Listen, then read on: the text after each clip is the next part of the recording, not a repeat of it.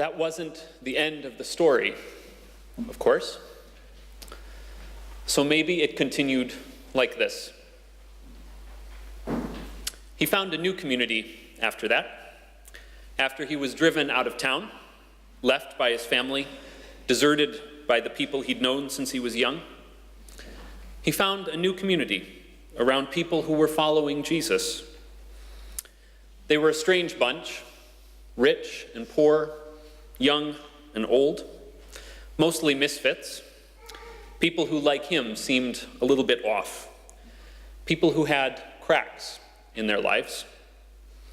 There were prostitutes and people who had drunk away years of their lives, and people who had made more money than they could count but still weren't happy. They were a strange bunch, but he felt at home with them.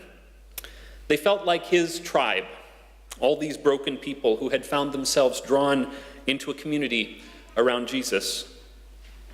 He fit in there, but he always got a lot of questions. "You're the man who was born blind, right?" they would ask. "So what happened?" And he told them about meeting Jesus by chance by the side of the road, about the mud on his eyes, about light creeping in for the first time. "What did it feel like?" they would ask. And he told them that it was overwhelming in the beginning, how he could almost feel his brain rewiring, trying to take in everything at once, how he had to shade his eyes with his hand at first to get used to daylight, how he wept the first time he saw the sun come up. "Were others happy for you?" they would ask. And he told them how he had imagined they would be, how he expected people to be as thrilled as he was, but they were all hung up on just how this thing happened, on who did it, and when, and whether it was lawful or not. He told them about how once he wasn't the blind guy by the side of the road anymore, people didn't really know what to do with him. He got lots of questions, but the big one was always the same. So how can I do that? How can I be healed like you were? It turned out there were lots of people in this band of Jesus followers who were looking to be healed. These people who were drawn to Jesus were open about the fact that they were broken in places, and they wanted to be made whole. And after a while, Jesus himself wasn't around, so who better to ask than him, the man who had been born blind? How can I be healed like you were? The first person to ask him that was a woman who had a problem with her leg. She'd been limping for years, and she asked the question with such conviction, such a clear desire to be healed, and it tugged at his heart. He hadn't planned for this. He didn't know he was going to be the expert on healing now, but he thought about it, about the power Jesus had clearly shown in healing him, and he told the woman it was simple. It's simple, he said. You just pray, ask Jesus to heal you, and he will. She listened carefully, and she did just what he said, and it was amazing. She did get better. Little by little, her pain lessened, her limp began to fade. She walked with grace and speed she hadn't known in years. How can I be healed like you were? The question kept coming from people with sores that wouldn't heal, and illnesses that kept them in bed, and sadness that wouldn't go away. And he kept saying the same thing. You just pray about it. Ask Jesus to heal you, and he will. It was amazing. It was almost like magic, this whole healing business. Until it wasn't. Until some started coming back to him and telling him it didn't always work the way he said that it would.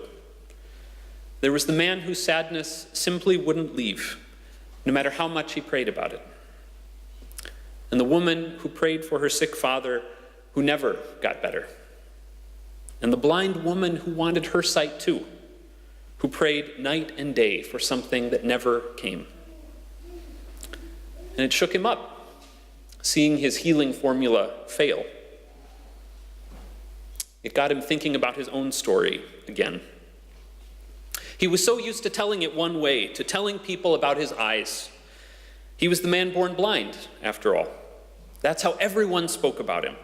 He was used to telling people what life was like when he could see nothing, when he spent his days doing the only thing that there was for someone blind to do in his town, begging by the city wall. And he was used to telling people about how Jesus showed up out of nowhere and smeared something cold and wet on his eyes, and about how after he washed, he could see light poured in and changed his life forever. He was used to telling about that part. It's what people seem to want to hear, the fantastic part of the story, the miracle. And of course, that was part of his story. But the more he thought about it, the more he realized that what happened with his eyes was only part of his healing. He remembered what he had grown up believing about himself, what he had been told by everyone, by his parents, by his teachers, by neighbors who passed by him begging, that his blindness was a mark of sin. Maybe his own, maybe his family's. Wherever it came from, his blindness was a sign of something defective, something wrong. Everyone told him that. Everyone except Jesus, who saw him not as marked by sin, not as defective, but simply as a person made in God's image, a person in whom God's works were revealed. He remembered Jesus saying something about that right before he put mud on his eyes. And he remembered how over time he had started thinking about Jesus differently. When his parents first asked who healed him, he told them it was the man called Jesus. That's all he knew about him at first, just his name. And that's all he was, simply a man. But that wasn't enough. He knew it when he said it. One who was simply a man couldn't have made the kind of difference he had in his life. So when the Pharisees called him in for questioning and asked, "What do you say about Jesus?" he had responded with a stronger statement. He's a prophet. But that wasn't enough either. He knew it when he said it. Prophets can give you a glimpse of God's future, but Jesus had brought that future into his own life. So when the Pharisees interrogated him again and said, "We do not know where this man comes from," he responded with stronger words still, calling Jesus a man from God. And even that wasn't enough to describe who Jesus was to him. This one who had not only given him his eyesight, but also given him a different way of understanding himself and the world, who had seen him for who he was, who had looked at him with acceptance and with love. So by the time he finally saw Jesus, he called him Lord, the one with the highest authority in his life, the one who gets the final say. And he remembered that healing too. That healing that wasn't nearly so dramatic or visible, the one that you couldn't see from the outside. It hadn't taken place in an instant, the way the physical healing had, but it was every bit as important, and it went to the core of who he was. He thought about all of that when it became clear that there was no magic solution to healing, no secret formula that worked for everybody. He was always the man born blind, and people always wanted to know, how can I be healed like you? The questions never stopped, but he did start answering them differently. He started to remind people that they don't deserve this, that their ailments were not punishment, that God didn't wish suffering on anyone.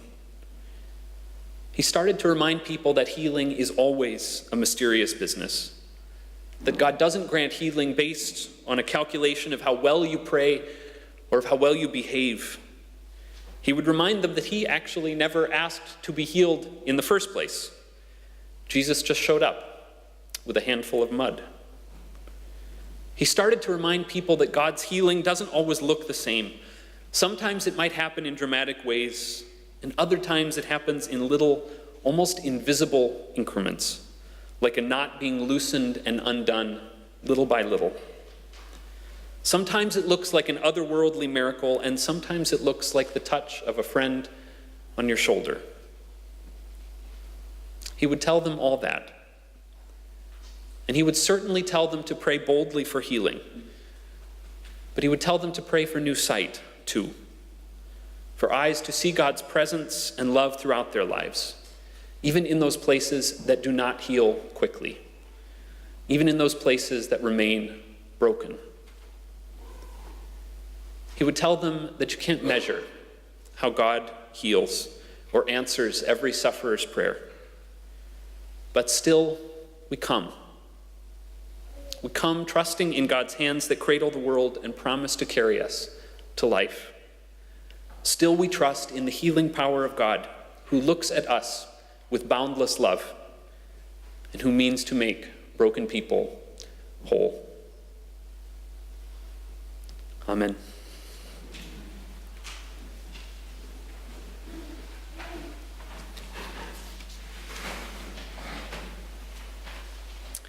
In a moment, you'll all be invited to come forward to the altar to pray for healing, for yourself, for someone else, for body or mind or spirit. You don't need to say anything when you come forward. Simply come and kneel at the altar, and someone will pray for you. If you wish, the sign of the cross will be marked with a little oil on your forehead. And the rest of us will be taking care as you come, praying for those who are here and supporting them with our singing.